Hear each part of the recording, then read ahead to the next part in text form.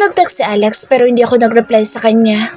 At lunchtime, inaya ko si Sonny sa labas kumain sa malapit na restaurant upang iwasan ang lalaki pati na din si Zion na sobrang kulit. Dapat sinagot mo ang mommy ni Alex. Ayoko maging basta, Sonny. Kung ayaw niya sa akin, ayos lang. Di yung patampas ni ate, hahalongkatin pa niya. Tinapit niya ang balikat ko. Ayos lang yan. Pwede mo pa din namang sagutin sa Alex kung gusto mo talaga siya. Napangiwi ako. You and me against the world lang ang pek? Ayoko ng sakit ng ulo. Uy, sanay ka nga sa sakit sa ulo. She laughed. She's mocking me. First, si Samuel na BFF ng ate mo, / dads na dad sa ate mo. Kahit alam mo na patay ka pa din sa kanya. And then si Zion. She laughed when I gave her a death glare. Totoo naman. You knew that he has a girlfriend, right? But you still like him. As a dancer. You planned on asking him on a dance. Bakit, bawal ba? Kahit nandun ang kanyang girlfriend? Tumawa siya. Pero kung sa bagay, mas mahirap kalaban ng mommy ni Alex kaysa kay Beatrice. Nangalumbaba ako. I don't want to go home after school. Wala sa sariling nasambit ko. Pwede naman. Huwag na muna tayong umuwi. Tumambay na lang muna tayo sa mall, food trip, or arcade. Or magbar tayo kay manood tayo ng dance battle. Nagkatinginan kami. Game? Tinaas ko lang ang aking balikat. Pupuntahan ako ni Alex sa bahay kaya hindi na muna ako uuwi. I don't wanna see him. Not just yet. I really feel upset. Hindi basta-basta ang mommy niya. Ayoko siyang maging kaaway. Pagkatapos ng klase, dumiretso muna kami sa isang maliit na department store ni Sonny. Kumain sa isang restaurant bago kami nagpunta sa venue ngayon ng dance sport. Binulasan ni Zion ang kanyang cellphone na makita niya kaming dumating. Nasa sulok siya kasama niya ang kanyang grupo at sina Beatrice. For the first time, hindi sila magkadikit. Not that it matters to me. Iniiwas ko ng aking paningin. Hindi naman siya ipinunta ko dito kundi ang dance battle. Ang gagaling nilang lahat. Pakiramdam ko nanonood ako ng international dance battle.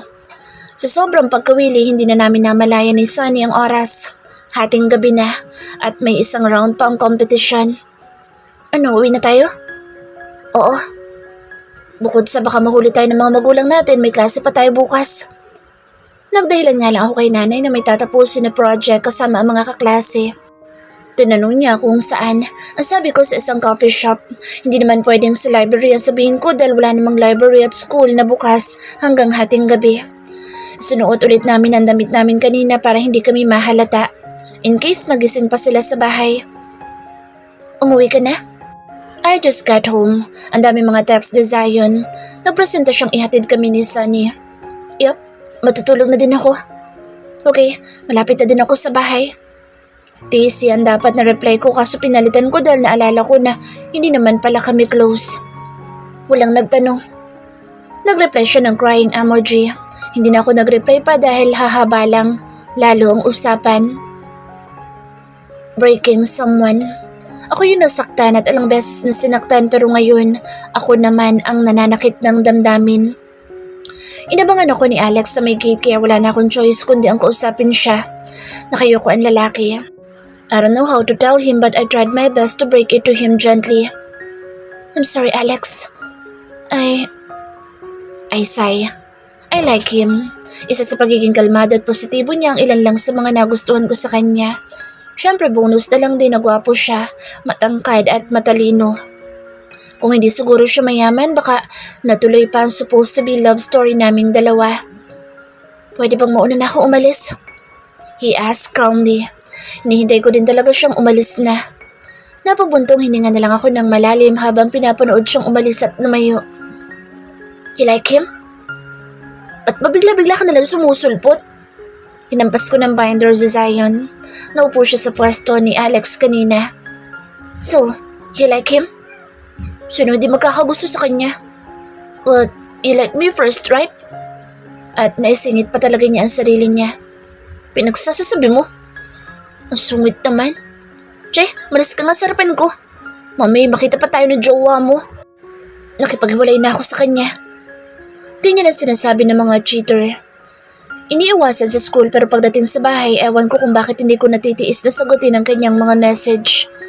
Katatapos ko lang mag-upload ng new dance cover. Kinukulit niya ako na makipag-collab sa kanya. Sinusulsulan ako ni Sonny. Mas lalaki daw ang aking followers at mas lalaki daw ang views at kita ko kapag pumayag ako sa gusto ni Zion. So here I am. Nasa labas ng studio, hinihintay ko si Zion. Late siya. Kaninang umaga lang kasi ako umuo sa kanya. Nagmamadali siyang maligo at magpunta dito. Ang gwapo niya kahit wala pa siyang suklay. Ang angas ng kanyang dating. Gusto mo mag-almusal muna? Kumain na ako. Saka dapat makauwi na ako after lunch. Mukhang hindi naman siya gutom kaya ayos lang. Pinanood ko muna siyang sumayaw. Tinatandaan ang mga steps tapos unti-unti ko siyang sinabayan. You're good. Nag-record na kami ng video. I made sure na walang makakakilala na ako si Kylie. Nag-face mask, ako at hoodie. Sa bahay ko na panonoorin. Inayos ko na ang aking mga gamit. Makipag-compete tayo next time si Dance Bottle. I don't know, Zion. Saka na siguro kapag nakamove on na sa'yo si Beatrice. Kanina pa tawag ng tawag sa kanya ang babae. She's obsessed with him. Hindi na din ako nagpahatid pa sa kanya kahit nag-offer siya. Nagbook ako ng Grab. Naging viral ang video namin ni Zion. Malaki ang kinita ko at lumaki palalo ang mga followers ko. Nagkaroon ng mga supporters at syempre hindi mawawala ang basher na pinapangunahan ni Beatrice. Hindi pa din siya makamove on kaya mas lalong ayokong may makakakita sa amin sa school na magkasama ni Zion. Naging mas makulit pa ang lalaki. He's giving me flowers, sending me gifts at home. Nalibang ako dahil kay Zion pero may mga madaling araw pa din na nagigising ako dahil sa isang masamang panaginip. Dahil doon, naaalala ko ang ginawa sa akin ni Samuel. Tumigil na ang pagpapadala ni Samuel ng mga bulaklak sa akin. Nakatulong sa pag-move on ko ang ginawa niya. Mas naging busy pa ako dahil kailangan gabi-gabi ay nakakapag-upload ako ng new videos. Kahit pagod sa school at pagtitinda, hindi pwedeng makaligtaan ko ang pag-upload. Minamanage ko ng husto ang aking oras. Sinisigurado na walang masasayang na oras. Gusto kong maging mayaman kaya magsisipag pa akong lalo. Ipagpapaalam ko lang po sana si Kyla. Sinong Kyla? Narinig ko ang boss ni Nanay at Zion sa sala. Ayaw ni Nanay yung bago kong palayaw. Naiinis siya dahil hindi daw yun ang ibinigay niyang pangalan sa akin. Last week dumalaw si Zion dito at gaya ni Alex, nagpaalam na liligawan ako. Kahit may pagkasira ulo, magalang siya kaya naman welcome siya dito sa aming bahay. Huwag magpapagabi. Paalala niya bago kami lumabas. Huwag lalagpas sa limitasyon. Yes, Nay. Kung sakali man, pananagutan naman ako ni Zion. Nanlaki ang mga mata ni Zion. Hindi pa naman kami kaya gulat siya sa sinabi ko. May lumapad na tsinelas kaya tumakbo ko. Pati si Zion ay nakitakbo na din sa akin. Sinasagot mo na ba ako? Bukang bibig ni Zion habang nagpa-practice kami. We're gonna make a 10 minutes dance cover. Siya ang gumawa ng remix ng song. Nandito kami sa bahay ng isa sa barkada niya. May sarili kasi itong studio. Napapahinga kami sa sala nang biglang dumating si Beatrice. Gulat at galit na galit ang babae nang makita kami. She realized that I am Kyla at siya pa mismo nag-reveal sa akin yung account kung sino ako. I was also accused as another woman. Pinagtanggol ako ni Zion sa mga fans nila. Sinabi nito na matagal na silang wala ni Beatrice. Anything that will save my name. Nakarating din ito kina nanay at ate. Nagalit si nanay sa akin. Si ate na may pinagsabihan ako kung gaano kagulo ang showbiz. Hindi naman ako papasok sa showbiz, ate. Parang nasa showbiz ka na din dahil sa pagiging influencer mo.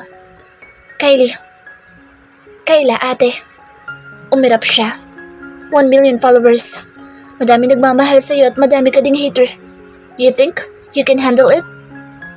Gusto ni nanay na burahin ko ang account ko kaso nangihinayang naman ako.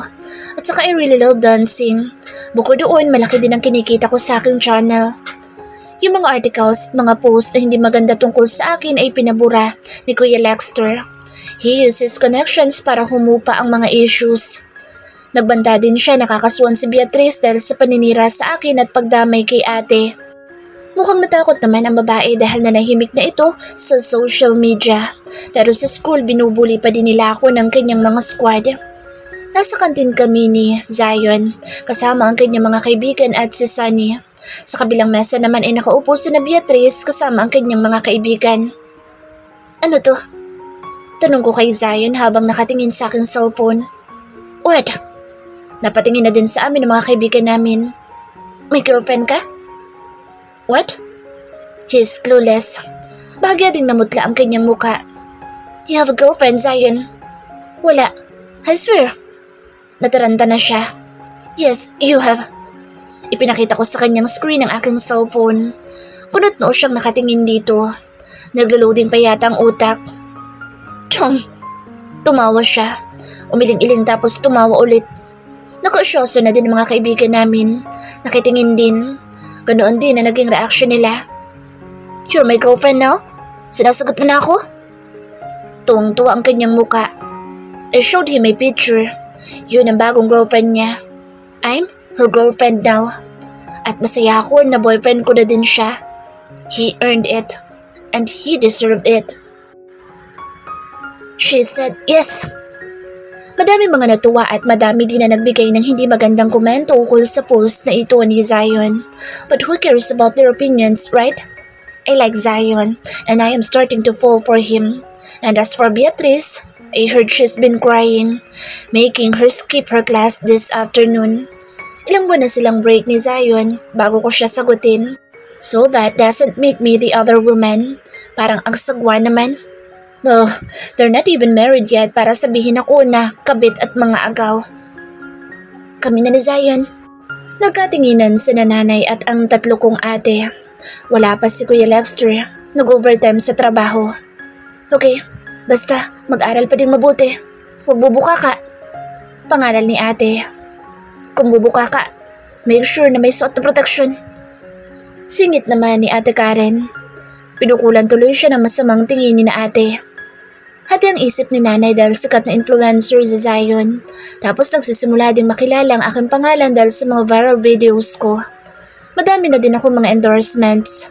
May invitation from different talent scouts, which I declined because I have no plans on entering showbiz.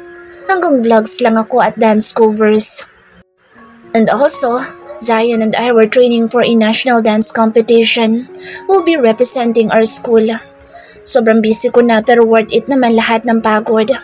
I've been earning a lot and also being busy helps me move on from what happened between me and someone.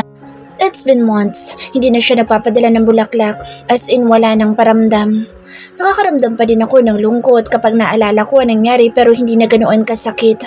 I was just sad because of the idea that we can be a really good couple. I felt that. But tanggap ko na isa siya sa mga tao na dumaan lang sa buhay ko pero hindi meant magstay.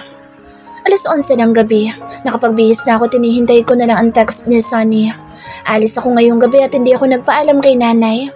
Siyempre hindi naman niya ako papayagan kaya bakit pa ako magpapaalam? Monthsary namin ngayon ni Zion. First monthsary kaya hindi pwedeng hindi kami mag-celebrate na dalawa. Linggo ngayon at galing sila ng pamilya niya sa Batangas kaya hindi kami nakapagkita buong araw. Bawal na ding dumalaw ang kaibigan at boyfriend sa bahay pagsapit ng 10:00. House rules iyon ni nanay. Pagod si nanay kaya malamang mahimbing na ang tulog ngayon. The things you do for love. Nagtawanan kami ni Sonny nang makasakay ng sasakyan niya. Hindi pa ako nakabili ng sasakyan kahit may milyones na ako sa aking bangko. Ayaw ni nanay. Masyadong nerbiyosa. Gusto ko lang naman mag-drive ng sarili kong sasakyan. I want a sports car. Hello? Mukhang patulog na si Zion. Inaantok kasi ang kanyang boses. Anong ginagawa mo? Nandito na kami sa tapat ng gate nila. Matutulog na. Ikaw, bakit gising ka pa? Nandito ako sa labas ng bahay niyo. What?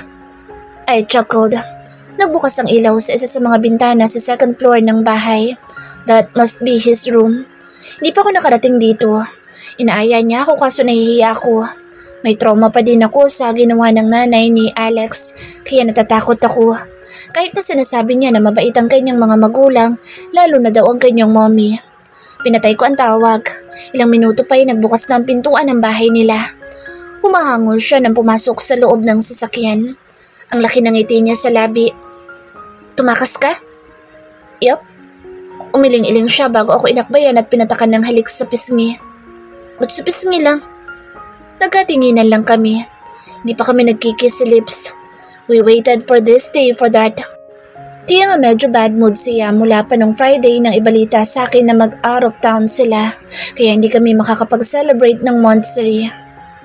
Wala namang masama kung ako mag-e-effort, diba?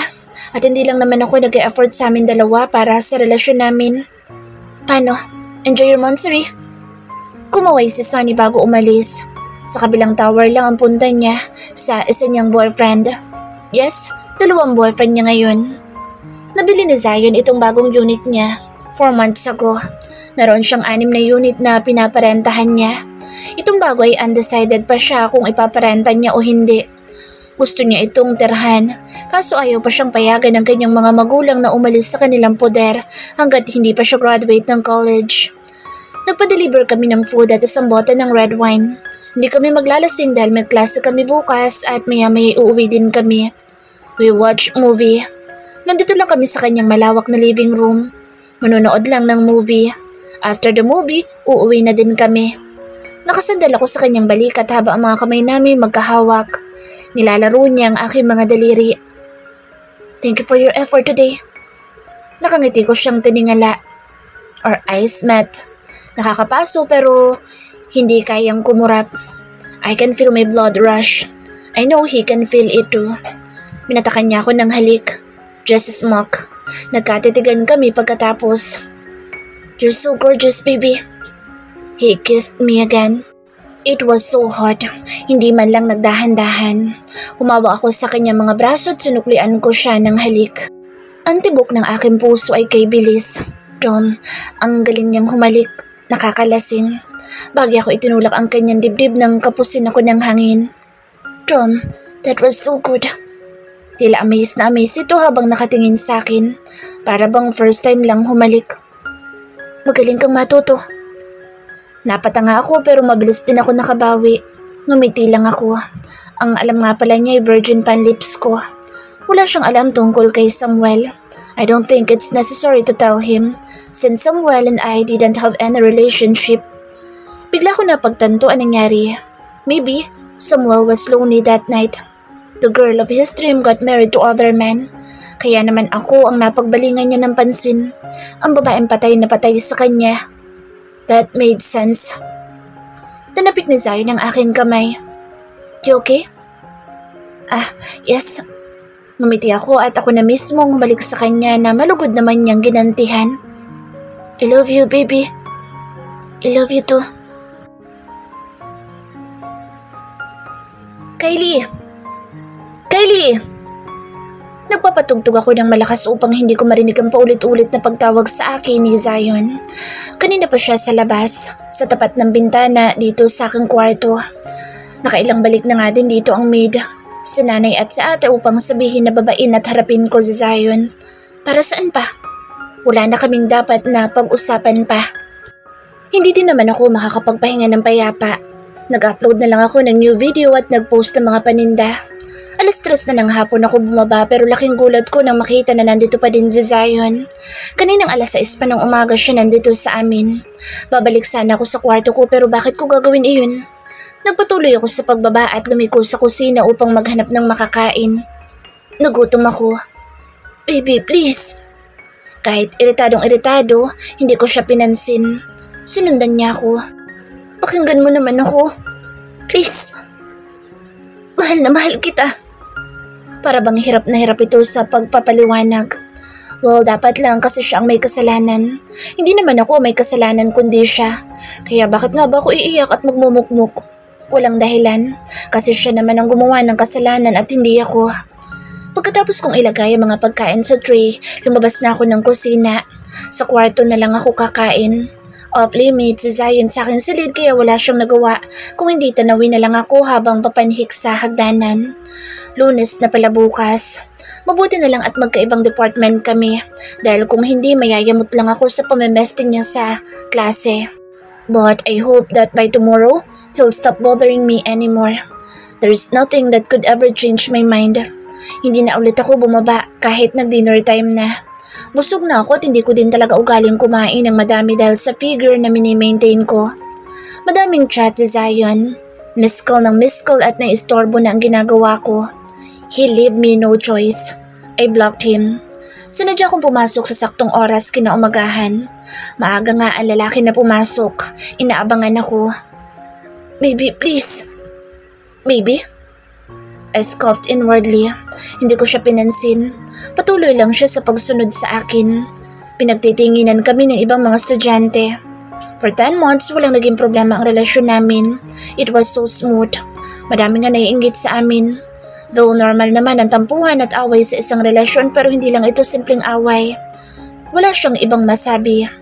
He can't use the alang-alang na lang sa pinagsamahan namin at itatapon mo na lang ba ang 10 months natin?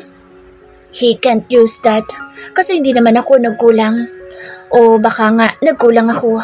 I didn't give him what he wanted but I told him I am not yet ready. He should wait until we graduate. Nakasabay ko ang teacher sa pagpasok sa classroom namin. Si Zion naman ay nagpunta na sa kanyang klase. Nagkatinginan sina Beatrice at mga kaibigan niya. Malamang tuwang-tuwa ito sa mga nangyari sa amin ni Zion. Abanger siya eh, but I'm not unbothered. Kung gusto pa siya ni Zion, edi magbalikan sila. Lunchtime kumain kami ni Sunny sa restaurant. Nanghihinayang siya sa nangyari sa amin ni Zion but as a believer of there's no second chance, she's not gonna push me to take back Zion. Hindi na din namin pinag-usapan pa ang nangyari. Kasama ko siya noong Saturday nang makita namin si Zion. There is also no need to elaborate how I'm feeling about what happened and about this breakup. Zion was consistent. Isang linggo na niya akong kinukulit sa university at sa bahay sa gabi. Walang sinasabi si nanay at ate patungkol dito. Hindi nagtanong ng dahilan at hindi din sila nakialam. Nandito ang mommy ni Zion. Napilitan akong bumaba. Sa 10 buwan na naging relasyon namin na lalaki, madaming beses na ako nagpunta sa bahay nila at wala ko masabi sa kanyang mommy. Napakabait niya at napaka-cool na ina. Kylie, I'm so sorry about what happened. Tapid ng ngiti lang ang sinukli ko. Sana'y mapatawad mo ang anak ko. Please, give him another chance. Sorry po, tita. Umiling ako. Naiiyak naman siyang tumango. Wala nang balikan na mangyayari. He broke my trust already. Sinabi ko na noon kay Zion na wala akong maibibigay na unlimited chances sakaling may gawin siyang kasalanan. Hinahanapan na kami ng mga fans ng new dance cover. Thrice a week kaming nag-upload ni Zion pero 10 araw na lumipas, wala pa din na-upload. Hindi ako nag-post ng kahit na ano tungkol sa nangyayari sa amin ni Zion. Siya na ang bahala sa bagay na iyon. Kung mag-boyfriend ka na lang kayo ng bago para tantanan ka na ni Zion. Suggestion ni Sunny. Ang dami kong kailangan gawin. May training pa ako para sa Bikini Open sa summer at may 6 din ako na photoshoots. Bukod doon, trending din ngayon ang business ko kaya hindi ko afford mag-boyfriend. Para lang tantanan ka niya. Hindi pa din siya sumusuko sa pagsuyo sa akin. Kinausap ko na nga siya ng mabuti pero hindi daw siya susuko. Zion, sinabi ko naman na sa'yo. Mahal mo pa ako, Kyla. Alam ko, kaya hindi ko titigil. Please, bumalik ka na sa akin. Babawi ako. Kahit naman anong sabihin ko, hindi siya makikinig. Ayoko magbitaw ng masasakit na salita para lang patigilin siya sa akin niyang ginagawa. Yes, Harold, I want to be your girlfriend. Ilang buwan na din siyang naliligaw sa akin kaya sinagot ko na siya. He's handsome, an athlete, may kaya sa buhay, kaya why not? At para tumigil na din si Zion sa pangungulit sa akin, hindi ata marunong sumuko ang isang iyon. Bago ko sinagot si Harold, kinausap ko si Zion kagabi. Sinabi ko na pwede kami maging magkaibigan kaso ayaw niya. Alam na ng mga fans na wala na kami but we didn't disclose the reason. Hindi nila kailangan malaman ang dahilan. Pero ngayon dahil sa bago kong boyfriend, some of the haters assume that I cheated. I don't need to explain myself. Bagong boyfriend naman? Sunday ngayon, pinapunta ko si Harold dito sa bahay. Nandito din sina Ate Karen at Carla ngayon. Oh, bakit? Hindi niyo ba gusto yung new boyfriend ko? Compare kay Zion, mukhang good boy naman. Kung saan ka masaya, push. Huwag lang magpapabuntis. Umuwi ako. Wala namang nangyayari sa amin ng lalaki hanggat hindi ako nakakapagtapos.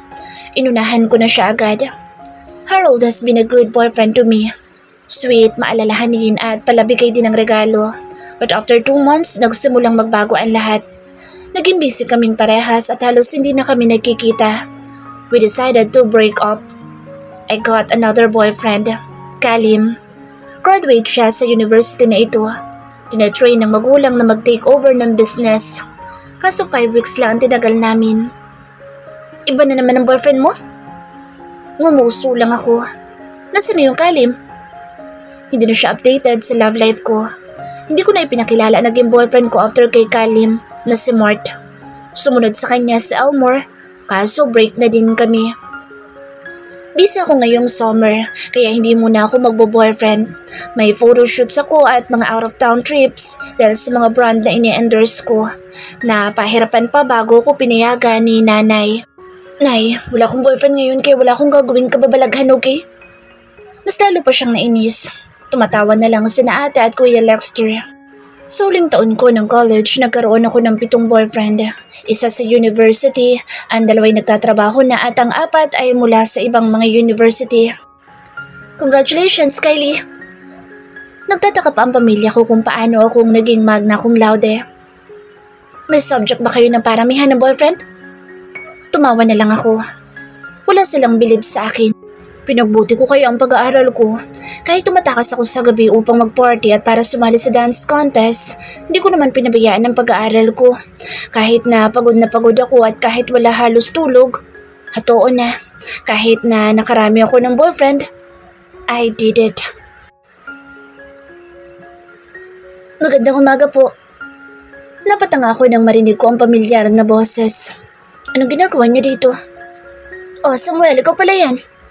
Tumayo si nanay. Sina ate at Kuya Lexter naman ay nagkatinginan at sabay pang bumaling sa akin. Mula sa pagkagulat ay mabilis naman akong nakabawi. It's as if hindi ko alam na nagbalik na siya. Nagkita na kami na isang gabi sa club.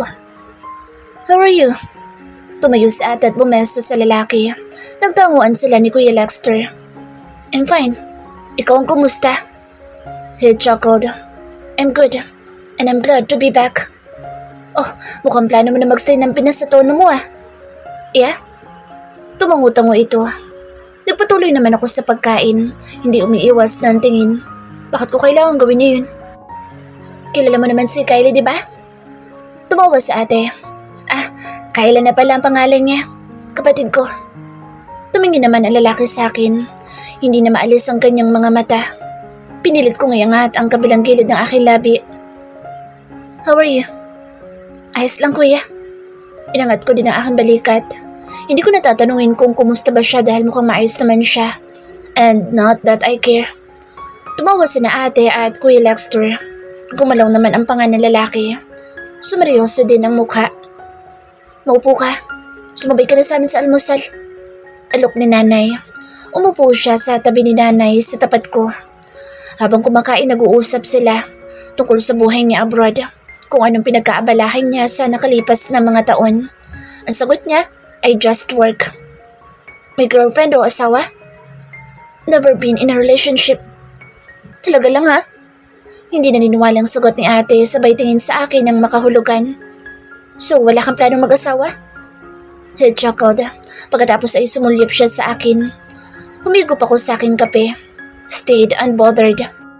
Natawa ulit si ate. Meron naman. Tipid niyang sagot na may kasamang tipid ng ngiti sabay sulyap sa akin. So, what does that mean? Wala ka kay Kyla. Nakadami na siya ng boyfriend. Humalakhak na si ate. Sa 1 taon, nakakailan siya. I chuckled while shaking my head. Nagkibit balikat si Samuel. Bago magtapos ng college, naka-10 yata siya o higit sa 10. No comment. Pinag-aasawa ko na nga kaysa naglalaro. Sabat na nanay. Walang imik si Samuel pero panaka-naka niya kung sinusulyapan. Sakto namang tumunog ang aking cellphone. May text na si Mike. Kararating lang niya sa Batangas para sa 2 days meeting. Gusto niya akong isama kaso may event ngayon sa isang product na ini-endorse ko. Ingat ka dyan. Love you. Nang matapos akong kumain, tumayo na ako. Mahaba ang araw ko ngayon. Nagpaalam na ako sa mga tao sa hapag. Nasa bahay pa din si Samuel pagbaba ko. Nakaupo sa may couch habang kausap si nanay at ate. Alis na po ako. Bumeso ako kay nanay at ate. Ihatid na kita. Samuel offered. Tumayo na ito. Hindi na po kuya. May sasakyan naman ako. Lumabas na ako ng bahay. Naghihintay na din ang driver at assistant ko sa labas. Kapag ganito na may photoshoots, hindi ako nagdadrive para hindi ako mahagard. Bago tuluyang makalayo ang sakyan, napasulyap ako sa labas. Nakita ko si Samuel sa may pintuan na nakatanaw sa paalis na sasakyan. Sa kanyang tabi ay si ate na tumatawa. Kasama ko si Zion sa photoshoot. Fan ang CEO ng dati naming love team kaya kaming dalawa ang kinuha niya. Magbalikan na kaya kayo? Tumawa lang ako. Madalas ko itong naririnig sa mga fans o sa ibang tao. At no, walang balikan na mangyayari.